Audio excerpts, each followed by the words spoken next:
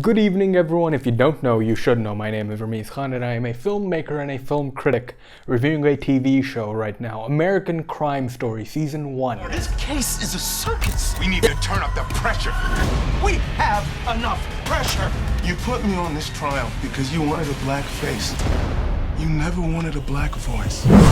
The People vs. OJ Simpson. American Crime Story is the new show on the FX network, and if you're not watching it, you better start watching it right now. It is sort of a spin-off of American Horror Story, which has gone down the gutter recently. It stars Sarah Paulson, Cuba Gooding Jr., Bruce Greenwood, David Schwimmer, Sterling K. Brown, and Nathan Lane. The series is directed by Ryan Murphy and Anthony Hemingway. Anthony Hemingway is a director who directed a lot of episodes of The Wire, which is interesting that they bought him in to direct this as well. It's a docudrama chronicling the state of the country and the people when the whole OJ Simpson event took place. Sarah Paulson plays Marcia Clark as the prosecutor of the case. It is an incredible performance. She's so chameleon-like. You won't notice her in a scene. When the scene is over, however, it'll hit you. Oh my god, that was a great scene, and Sarah Paulson was fantastic in it. It's a very expressive performance, but done very subtly. Against her, playing defense, is Courtney B. Vance, playing Johnny Cochran, the man who defended OJ Simpson, and he is absolutely fantastic as well. His demeanor, his body language, and his speech pattern present him as a really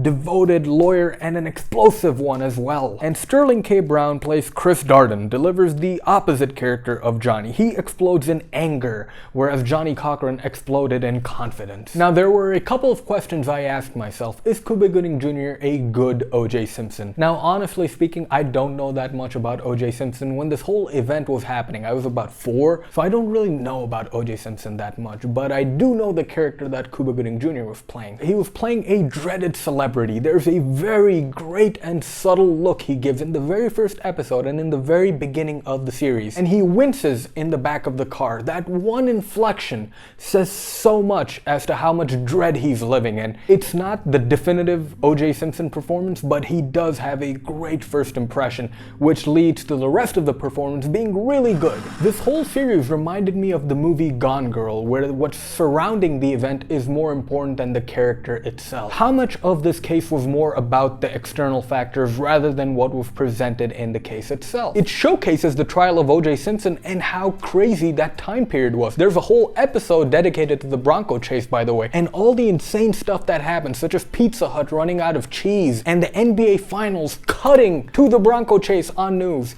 Yes, that happened. And it also paints a picture on the general population and the media. How many people were supporting OJ Simpson despite what was being shown to them?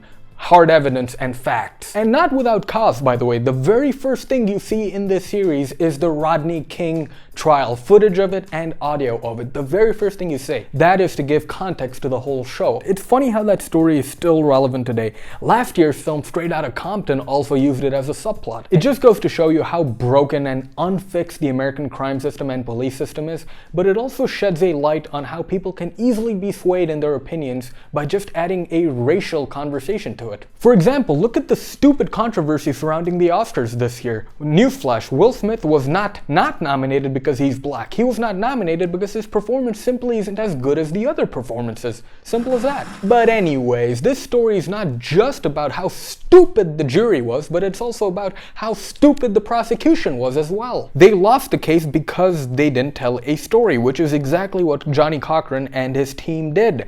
Marcia Clark's team used evidence and facts in the case. They were hilariously underpowered, might I add, and were fighting the wrong case almost. I also enjoyed how the characters of Marcia and Chris Darden kept switching as the dominant character. The last few episodes are dedicated to that, and quite honestly, it was really nice to see Chris Darden shut up Marcia Clark, and I love Marcia Clark. One of the best parts of this show is the one uniform trait all of our main characters share. All of them are somewhat committing the same crime that they are defending against. I mean, look at Johnny Cochran. He's defending a man in a murder case. That same man also has over 60 counts of domestic abuse. Guess what? Johnny Cochran is also a domestic abuser, or at least used to be a domestic abuser. Sarah Paulson's Marsha Clark. What's happening to her throughout the whole series? She is a blatant victim of sexism. She's being derided in the media. What does she do in the court one day? She makes fun of a man's penis size. Very subtly, but she does it. And then look at Marsha Clark's boss, played by Bruce Greenwood, who tells her, don't worry about the whole media thing, blah, blah, blah, blah, blah, all that. When it's said and done, he tells her, I have some people in the media who can help you out. Now, as a critic and a fan of other published critics, I read a lot of reviews which absolutely destroyed John Travolta's performance as Robert Shapiro. I didn't find it to be that bad, honestly. He accurately captures Bob Shapiro's likeness with his broken and unique speech pattern and his soulless expressions, which really showcase the self-centered nature of that character. It's a fine performance, but instead of John Travolta, I would have recasted Gabriel Byrne. I don't think he would have had as much of a backlash that John Travolta did.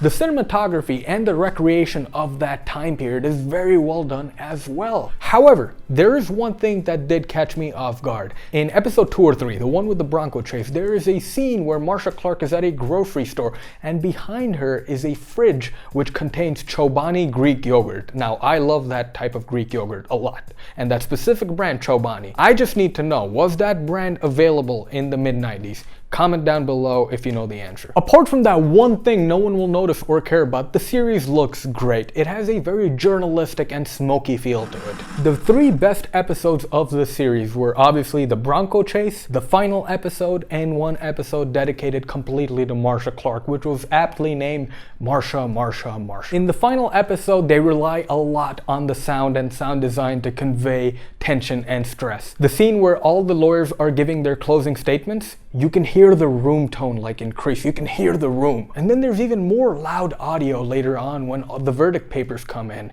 You can hear them really clearly and they're really loud, which is perfect because that is what everyone in that courtroom was focusing on, those friggin' verdict papers. I think this is a fantastic show and I think you should watch it as soon as possible. 4.5 out of 5. Go watch American Crime Story as soon as you can, and what did you think of it? Let me know in the comments below, people. The way the series ends gave me goosebumps as well because of the excellent song choice. That's another thing. Excellent music on the show all around. Lots of soul and funk music.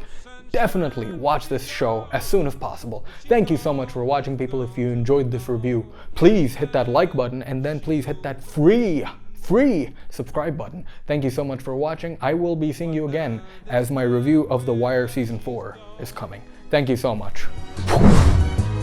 Wonder if she's gone to stay. Ain't no sunshine